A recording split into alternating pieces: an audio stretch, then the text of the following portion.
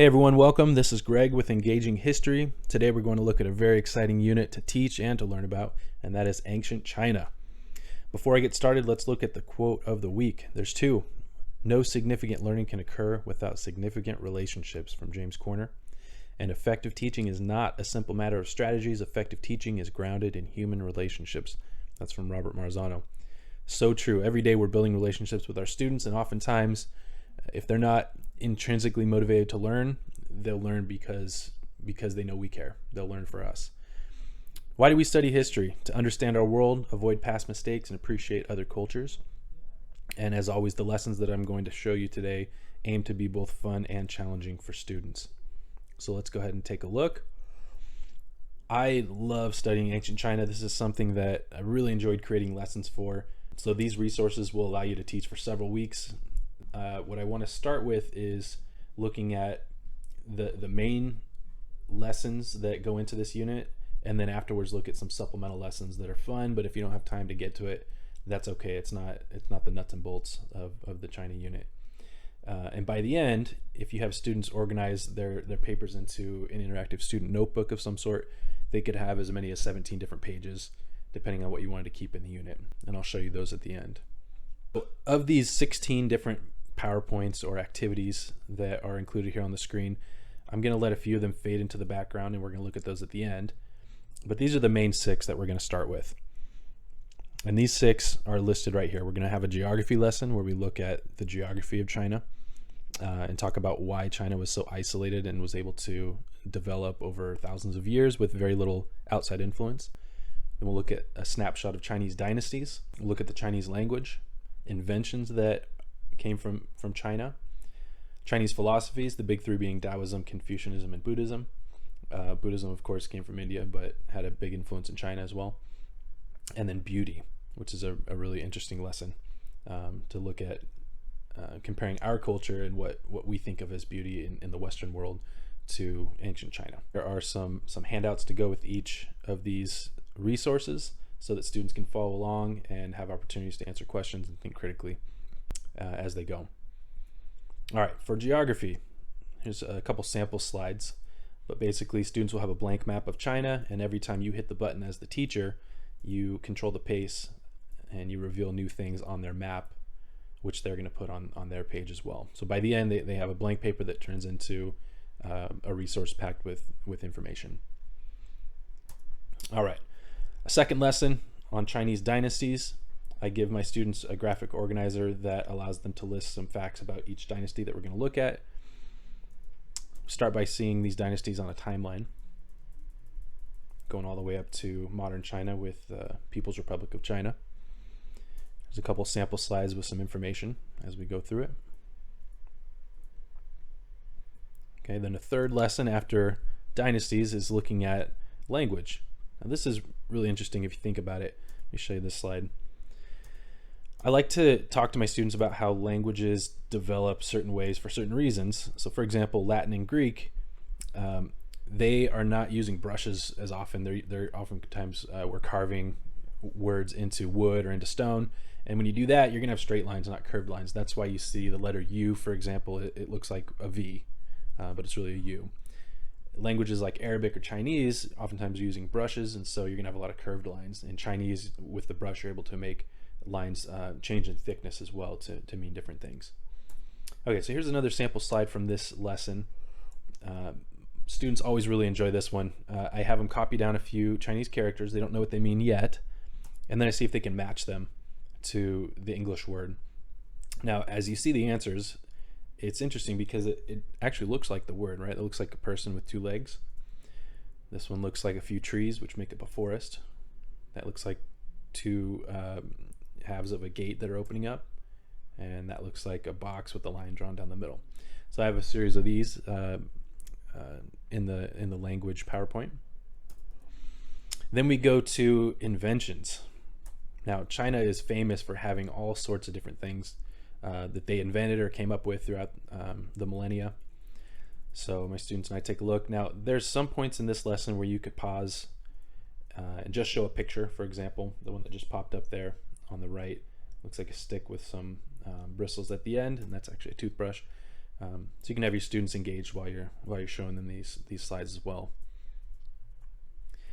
And I'm going to get to more on Kung Fu Panda at the end, but just note that in the lesson on inventions, if you've seen the original Kung Fu Panda, all of these that are circled in red, I see 1, 2, 3, 4, 5, 6, 7, 8, 9, 10, 11, 12, 13 different inventions that are credited to China show up in some way in the movie Kung Fu Panda.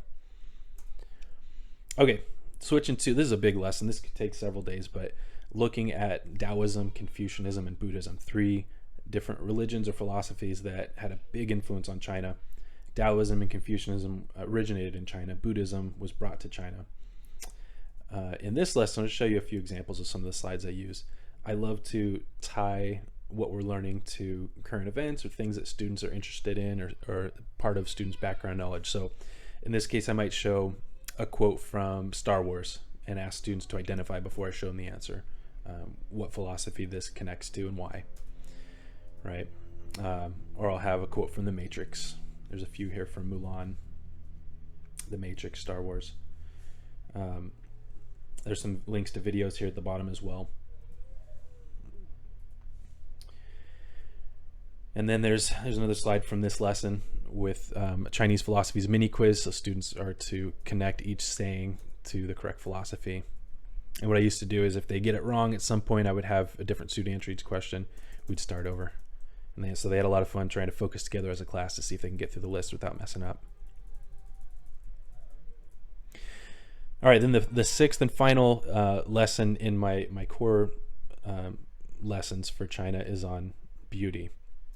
Now this is interesting because I think a lot of times in fact, I'm going to skip to the next slide and come back to this one with Mr. T. But oftentimes we look at things like Chinese foot binding or the extra long fingernails, which was really a sign of wealth. It's to say I have so much wealth that I don't need to use my hands to work, so I'm going to grow my fingernails extra long.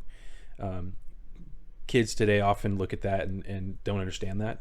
So I like to start with this slide where I really get them to realize that we in the West do a lot of really strange things as well. Things that I'm sure future generations will look back and say the same thing, say that was weird. So it really kind of puts it into context for them before we study ancient Chinese forms of beauty. Okay, if you have time, you've gotten through those core lessons. These are some that I had a lot of fun creating, but looking at Chinese philosophies through Star Wars, through Kung Fu Panda, and through MULAN. And there's other films and other ways you could do this as well. I'll show you a few slides from some of these resources. So for Buddhism, I'd hand my students a graphic organizer, and we'd look at a clip from Star Wars. So there's a push button here that'll open up a clip on YouTube, and then there's a description here explaining what it has to do with Buddhism. And then I have a similar resource for Taoism and connections in the Star Wars films to Taoism. From MULAN, there's a lot from MULAN that has to do with Confucianism, Buddhism, and Taoism, but Confucianism, there's a lot of it in the movie MULAN. The song She'll Bring Honor to Us All has all sorts of different things that you could pull out that have to do with Confucianism. And then Kung Fu Panda, if you've seen this trilogy or the TV series, fun stuff, but the original Kung Fu Panda is one that, man, there was all sorts of Chinese philosophies packed into that first Kung Fu Panda. So I'll just give you a snapshot. So here's Confucianism. As we watch the movie, I pause and we talk about these things as they come up as a class, but there's all sorts of things. For this resource, I have 15 examples from each of the 3 philosophies that we talk about as a class. There's some screenshots here as well.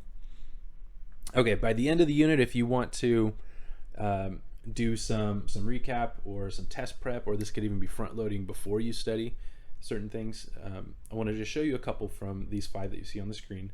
First, we're going to look at guess the artifact, and this would be a great one before you look at Chinese inventions to see if they can figure out what we're looking at. So if this looks familiar to you, this is a pretty well-known Chinese invention, but students may not know it if you haven't talked about it yet. So I'd oftentimes have them think, pair, share, and see if they can come up with an answer as to what this is. If they really are struggling, I might give them a hint. So the hint here is which way, And then the answer, of course, is that's a compass.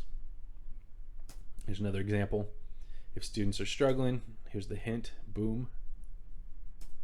And the answer is it's an iron cannon.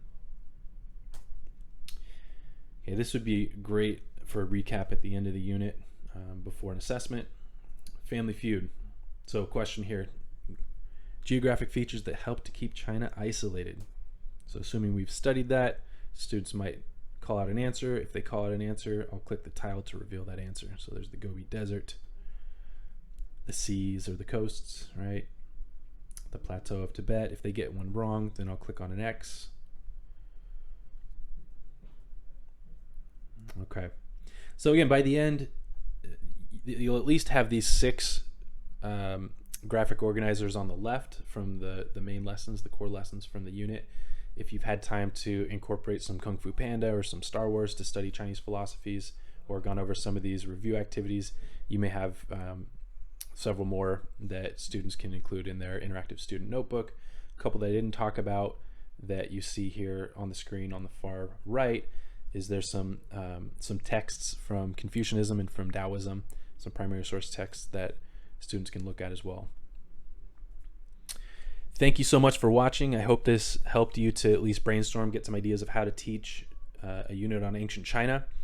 If this helped you in any way, please take a minute to like and subscribe. I will put some links on the bottom to some of these lessons, some freebies, blogs, and other resources below. Thanks again.